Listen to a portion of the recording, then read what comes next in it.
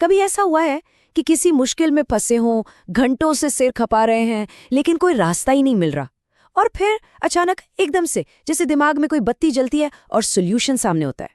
ये अनुभव हम सबने कभी ना कभी तो किया ही है। तो आज हम इसी पहेली को सुलझाने वाले हैं। हम समझेंगे सीखने के दो बिल्कुल अलग लेकिन जबरदस्त तरीकों को।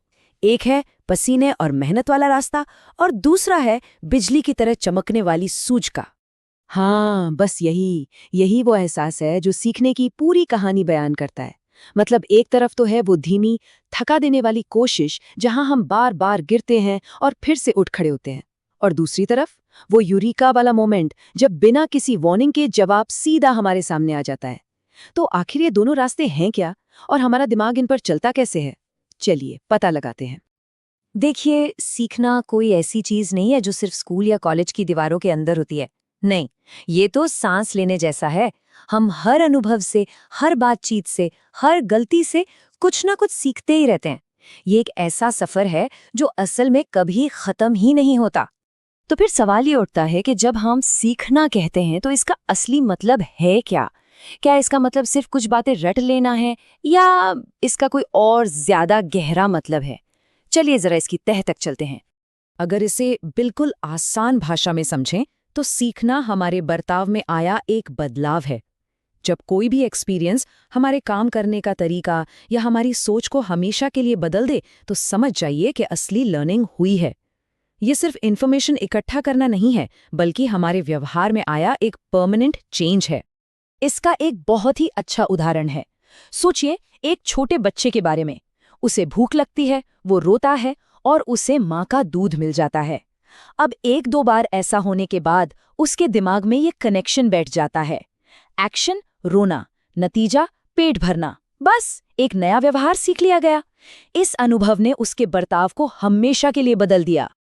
लेकिन एक मिनट, क्या व्यवहार में आने वाले हर बदलाव को सीखना कह सकते हैं? ये सवाल बहुत जरूरी है। मान लीजिए कोई दिन भर काम करके थक गया है और इस वजह से चिड़चिड़ा हो रहा है, तो क्या हम ये कहेंगे कि उसने चिड़चिड़ा होना सीख लिया है? शायद नहीं। नहीं, बिल्कुल नहीं। जो बदलाव थकान, बीमारी या किसी नशे की वजह से हमारे बर्ताव में आते हैं, उन्हें हम सीखना नहीं कह सकते। क्यों? क्योंकि वो टेम्पररी हैं, मतलब कुछ वक्त के लिए ही है। जैसे ही नींद पूरी होती है, थकान वाला चिड़चिड़ापन भी गायब हो जाता है। असली सीखना तो वो है जो हमारे साथ टिका रहे, एक परमानेंट बदलाव लाए। तो चलिए अब आते हैं सीखने के हमारे पहले रास्ते पर। इसे कहते हैं प्रयत्न और त्रुटि का तरीका, या जैसा कि हम इसे कह रहे हैं, मेहनत वाला रास्ता। और जैसा नाम से ही जाहिर है, ये रास्ता धैर्य और लगन मांगता है। इसमें होता क्या है? हम एक एक करके अलग अलग रास्ते आजमाते हैं। हम गलतियां करते हैं, उन गलतियों से सबक लेते हैं और फिर एक नया रास्ता अपनाते हैं। आप इसे ऐसे समझ सकते हैं जैसे किसी दीवार में धीरे धीरे हथौड़ा मार रहे हों, तब तक जब तक कि वो टूट ना जाए। ये उदाहरण इस तरीके को बिल्कुल साफ कर देता है। बच्चे ने एक कोशिश की, ये हुआ प्रयत्न। उसे दर्द का अनुभव हुआ, ये हुई त्रुटि। और नतीजा, उसने एक ऐसा सबक सीखा जो जिंदगी भर याद रहेगा। उसने सीधे अपने अनुभव से सीखा कि आग से दूर रहना है। ये ज्ञान उसे किसी किताब से नहीं मिला, बल्कि एक गलती से मिला। तो इस रास्ते का ना एक तय पैटर्न है। पहले आप कोशिश करते हैं, फिर नाकाम होते हैं, फिर सोचते हैं कि भाई गलती कहाँ हुई, तरीका बदलते हैं और फिर से कोशिश करते हैं। ये साइकिल, ये चक्कर तब तक चलता रहता है जब तक कि मंजिल मिल नहीं जाती। और कमाल की बात यह है कि हर गलत कदम असल में हमें सही कदम के और नजदीक ले जाता है।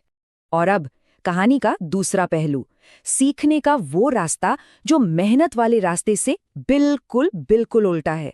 इसे कहते हैं अंतर्दृष्टि या सूझ का रास्ता। ये अचानक आता है, बिना किसी वार्निंग के। हाँ, ये वही आहा मोमेंट है, वो यूरिका वाला पल, जब आप समस्या के बारे में सोचना लगभग छोड़ ही चुके होते हैं और तभी अचानक दिमाग के सारे तार एक साथ जुड़ जाते हैं और सॉल्यूशन आईने की तरह साफ हो जाता है। देखिए, सूझ में सॉल्यूशन टुकड़ों में नहीं आता, ये एक पूरी तस्वीर की तरह एक ही बार में सामने आता है। ऐसा लगता है जैसे दिमाग ने पर्दे के पीछे सारी जानकारी को चुपचाप प्रोसेस किया और फिर अचानक से सही जवाब आपके सामने पेश कर दिया। ये जो मिक्सर वाला अनुभव है ना, ये सूझ का एक परफेक्ट उदाहरण है। सोचिए, घंटों की मेहनत बेकार जा रही थी, हर तरीका फेल हो रहा था, और फिर शायद चाय पीते हुए या जब ध्यान कहीं और था, अचानक दिमाग में क्लिक हुआ कि तारों को ऐसे नहीं वैसे जोड़ना है। ये कोई लंबा चौड़ा एनालिसिस नहीं था, ये बस एक फ्लैश था, एक सूझ, और उसने काम कर दिया। तो अब हमारे पास सीखने के दो दमदार खिलाड़ी मैदान में हैं। एक तरफ है धैर्य वाली मेहनत और दूसरी तरफ है तेज तर्रार सूझ। तो चलिए अब इन्हें आमने सामने खड़ा करते हैं और देखते हैं कि इनके बीच असल में फर्क क्या है। ओके, अब इस पर जरा गौर करते हैं, क्योंकि यहीं पर पूरी कहानी का निचोड़ है। सबसे पहला और बड़ा फर्क है रफ्तार का। मेहनत वाले रास्ते में जैसा हमने देखा, सफलता धीरे धीरे मिलती है, कई कोशिशों के बाद, ठीक वैसे ही जैसे बच्चे ने मोमबत्ती से जलने के बाद सीखा।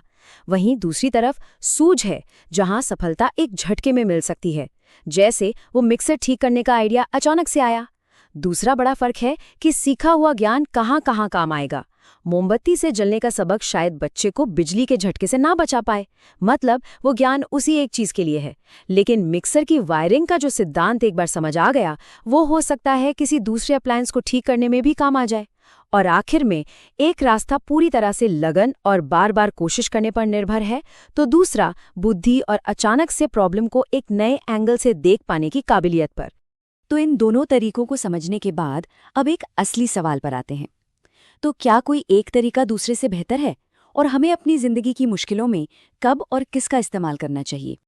देखिए, सच तो ये है कि ये दोनों एक दूसरे के दुश्मन नहीं हैं, बल्कि एक ही टीम के दो अलग अलग खिलाड़ी हैं। कुछ समस्याएं ऐसी होती हैं जिन्हें आप सिर्फ और सिर्फ मेहनत और लगन से ही सुलझा सकते हैं, जैसे कोई नई भाषा सीखना। वहीं कुछ क्रिएटिव प्रॉब्लम्स ऐसी होती हैं जहां आपको एक कदम पीछे हटना पड़ता है और उस आहा मोमेंट का इंतजार करना पड़ता है। तो असली समझदारी इसी बात में है कि हम ये जान पाएं कि किस समस्या के लिए कौन सा टूल इस्तेमाल करना है।